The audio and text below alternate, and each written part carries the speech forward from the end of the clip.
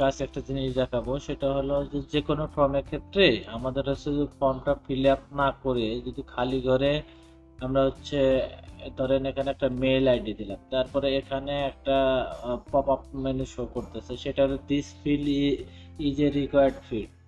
এখানে আমাদের হচ্ছে এটা ফিল আপ করতে বলতেছে, বাট হচ্ছে আমরা এটা ফিল আপ করবো না, এটা আইডি ধরে আমরা হচ্ছে ট্র্যাক করব। কিন্তু আমরা আইডিটা কিভাবে পাই, আমরা হচ্ছে তার জন্য আমরা আজকে এটাই মেইন বিষয় যে আমরা আইডিটা কিভাবে রাইট বাটন করলে ইনস্পেক্ট করলাম, ইনস্পেক্ট করার পরে মাউসের মধ্যে কাট চিহ্নটা এখানে এসে ফিলের উপর ক্লিক করলাম।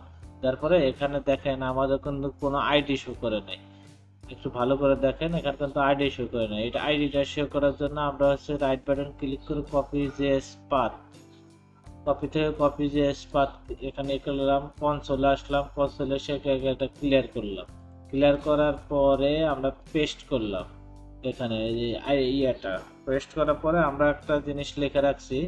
এই ধরুন এই জিনিসটা আমরা কপি করলাম, কপি করার পরে আমরা এখানে হচ্ছে একটা ডট চিহ্ন দেবো, ডট চিহ্ন দেওয়ার পরে ওই কপির যে করছিলাম লাস্টে সেটা আমরা পেস্ট করলাম। ধরুন এখানে হচ্ছে তখন কোনো আইডি নাম্বার পাই না, এখানে হচ্ছে শাইনুর লেখা আছে, আমি শাইনুর বাদ দিয়ে এখানে আমি লিখলাম হচ্ছে মাহিন, MAHIN মাহিন।